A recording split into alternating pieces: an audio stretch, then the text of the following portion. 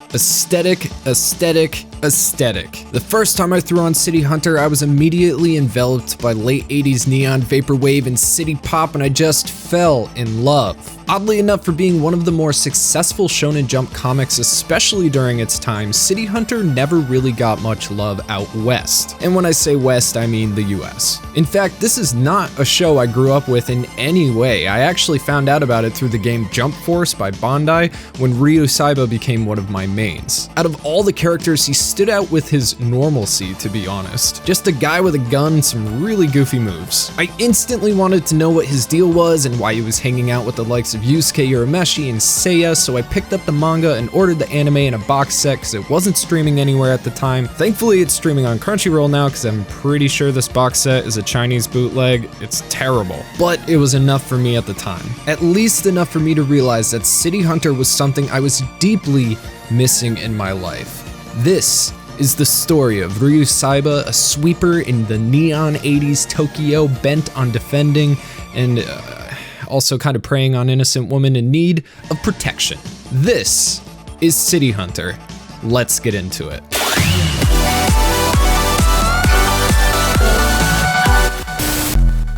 Hey everybody, just a quick reminder, on Monday, November 23rd at 9 a.m. Eastern Time, Figurama collectors are releasing their 7 Deadly Sins Bond vs. King statue. Seriously guys, Figurama's work is not just fan art, this is something incredible that will actually become a crazy conversation piece in your house. The guys over there were kind enough to send both Tyler and I these little a la carte busts, and I am so happy. So yeah, set your alarms, use the code BPOP7DS to get $20 off your order, and get them while they're there because they are going to sell out so fast. Anyway, thank you so much for listening to this. On with the show. Okay, so first off, while City Hunter might not be too widely known in the US, it is huge in Europe and Asia. Like, there's been a million adaptations, including one where Jackie Chan played Ryo Saeba, so yeah, this is a cherished and respected franchise almost universally. However, explaining it is a little difficult. It's a lot more pulpy than most anime, especially the ones we tend to cover,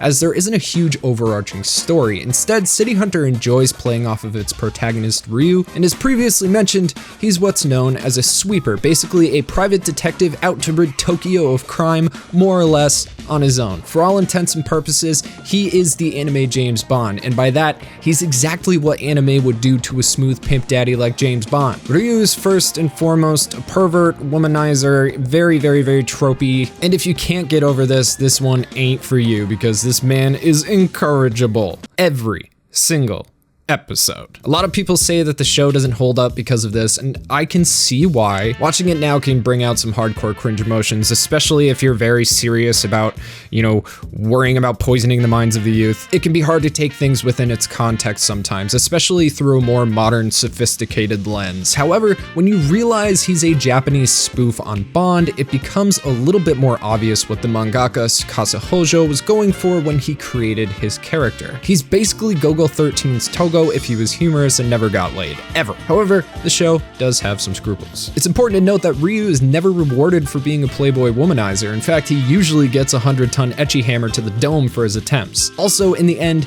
he always does the right thing. It's almost as if his perverse attempts are a way to make him seem far less dangerous than he actually is. Because believe me, this guy's dangerous. Call Kenny Loggins, because you're in the danger zone from Top Gun. Like Ryu's, City Hunter itself is extremely polarized. It's half humor, half detective action, and it hits on both sides of itself perfectly. When Ryu isn't trying to grab on some tickles, the man is an absolute badass, which again is hilarious when you consider he's always pulling up in a Mini. And yes, I mean a Mini, not a Mini Cooper. Ryu drives a Mini, which is an old British economy car produced by BMC, not BMW. A goofy dude with a goofy British car and a gun that was made in Connecticut. Yes, I'm talking about the Colt Python 357 Magnum. Boy, now I'm not a gun guy, guns scare me, blah, blah, blah. Is banana a firearm? But this baby makes my Johnny tingle. In particular, the more compact 4-inch barrel 6-shot 1955 original described by some enthusiasts as the finest production revolver ever made. It doesn't pack as much punch as a .44 Magnum, but it also isn't gonna break your wrist every time you fire it, so the weapon can unload faster. And man, is Ryu good with this gun. Almost inhumanly good. Same with driving. When he is in action mode, this guy is all business. We see a different side to him, almost as if he's a different person. It's very reminiscent of Vash the Stampede or Saitama. He has an extremely goofy exterior that often gives people the wrong impression of him, or I don't know, maybe the right impression. But when it's time to get to work, his entire demeanor changes. It's not as obvious as Saitama, where he's literally drawn differently to show the change, but it's 100% there. So what's it all about? Well, when the story begins, Ryu and his friend and business partner, ex-detective Hideyuki Makimura, are running City Hunter, which is an underground organization of two, which basically takes on any job that needs to be done off the books. Generally, it's a protection or investigation. They're alerted to their patrons by the letters XYZ being posted on the blackboard at Shinjuku Station. And at first, it all seems like fun and games. Ryu is either working or womanizing or multitasking, while Hideyuki plays the foil. However, Hideyuki is murdered by an assassin hired through the Red Pegasus drug organization. And with his dying breath, he asks Ryu to look after his sister Kaori,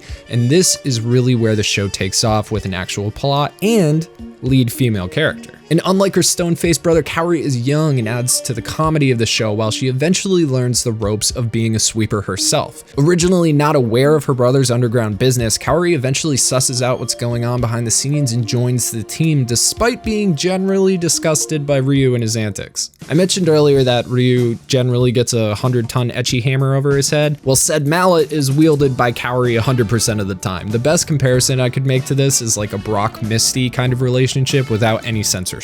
Now, City Hunter is split into 4 parts aptly named City Hunter 1, 2, 3, and 91, which is a bit of a numerical jump. I guess we'll never know what happened in parts 4 through 90. And if you don't get that that's a joke, you probably shouldn't be allowed to comment. Anyway, each part is a little bit different. Sometimes the art style changes up here and there, but 2 is generally touted as the peak of the show. Where you start is really going to be up to your taste because unlike most anime, again, City Hunter is very episodic. It's very pulpy, especially City Hunter 1. Essentially, each episode boils down to new girl, new problem, groping guns, game over, with very few exceptions. Not that that's a bad thing, seeing how Ryu and Kaori figure out how to save the day is always a blast, and City Hunter 1 is the OG, so you gotta get a little of that in at the very least. Not to mention the OP and the endings are absolute sights to behold and just envelop you in the atmosphere of this time period. I mean, all the music in the show is amazing. You can tell there was a lot of thought and love and dedication put into making City Hunter a good anime, not just another jump adaptation. However, I do recommend finding some kind of guide. Not all City Hunter episodes are created equal, and you certainly do not have to watch them all to enjoy the experience, especially not all 51 episodes of City Hunter 1. Now, when you get to City Hunter 2, it's a little bit of a different story. At this point, the directors took a step back from the breakneck speed of the first run and started doing these 2-episode stories, allowing for more breathing room and character development. This is also around the time when Ryu and Kaori's relationship really starts to blossom,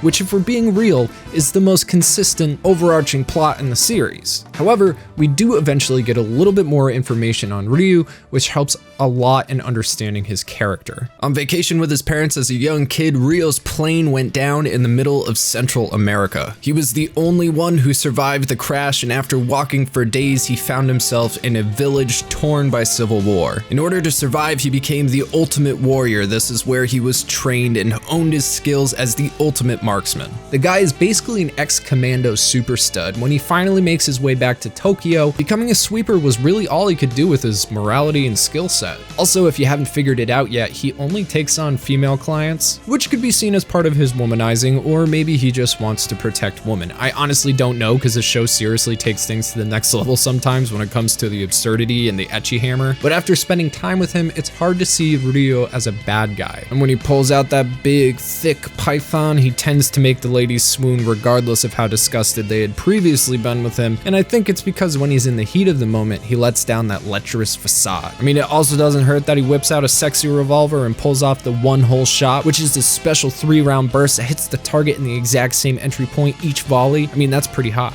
Tyler would let him shoot 3 rounds in his hole. But what it comes down to is that my feelings on City Hunter are similar in a way to how I feel about G Gundam. Some things aren't about depth or the hidden message. It is okay to simply enjoy things for what they are because they make you feel good. The president-elect recently said that now is a time for healing, and I think that shonen anime is a really good way to heal. While pieces like Naruto and Yu Yu Hakusho will get you thinking, things like City Hunter and G Gundam will allow you to relax. You just sit back and enjoy the ride. We all need to give ourselves a break sometimes, I say as we're currently working on 3 separate videos, but really you have to let your brain rest and take in some serotonin or you're gonna lose it. As the great prophet Deltron 3000 said, upgrade your gray matter, 'cause one day it may matter. And City Hunter is a gorgeous blast from the past. It has this feeling of nostalgia buried in it that will envelop you and take you to a small warm place occupied by bright city pop tunes, neon signs, and jerry curls. The 80s was a time of relative peace and prosperity for both Japan and America, so entering that time period vicariously through some entertaining and thoroughly likable characters